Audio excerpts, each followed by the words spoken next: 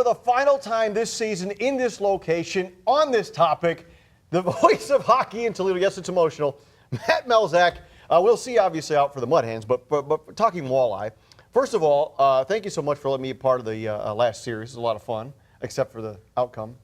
Yeah, you know, well, hey. Second year in a row, I've joined you on broadcast, and second year in a row, they've lost that series. You know, I think unfortunately for you, there's probably going to be some people higher up than you and I that are going to go, Eric Humbert, 0-2. Yes. Does a nice job. Really handled a great interview with Kyle Bonus after the last game with true professionalism and class, but 0-2. It comes down to wins and losses. It does. Okay, so speaking of which, let's go back over the last series. I mean, we've heard it from Dan Watson in the past week or so, but from your perspective, I mean, and you know it. I talked about it all year. I was concerned about that series, and it looked like, you know, what could happen, and it ultimately happened. Your thoughts? Well, I think the really ironic thing about the series is I thought Toledo got better as the series went on. The play on the ice improved. I mean, you did the game 4 with me in Fort Wayne where the Comets did nothing all game. Yeah. They had, 3 good scoring chances? They scored on all of them. Otherwise, Toledo had everything in their end. You run into a goaltender that finds his game. And that's where I thought, and I know you never like to put in a lot on game 1. At game 1 of a series, whatever. You know, there's so many games. You know, you got to get to 4. I get it.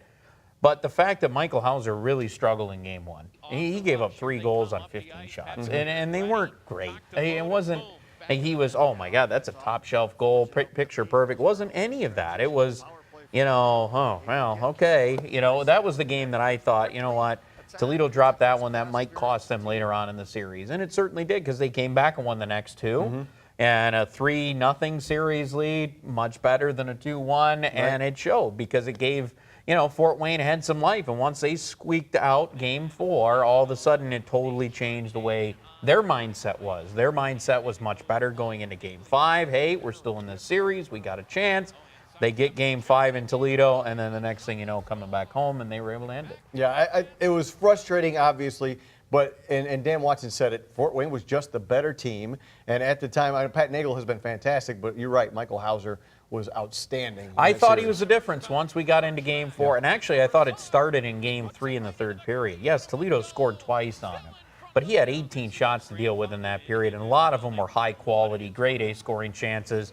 He came up with some dynamite saves. Otherwise, Toledo blows the doors off of him in that game. And then you could just see it. Then he rode that into game 4, and then 2 days later, he was dynamite. And then game 5, I mean, you know, all of a sudden, you look at those last 3 games, you scored 4 goals on him. And it's not for lack of chances. It's not. It was. He played unbelievable, and you know, some things just didn't go right for Toledo. It happens when you get into a playoff series, and some of that is to do with Fort Wayne. But you know, in the end, yes, you would say the better team won.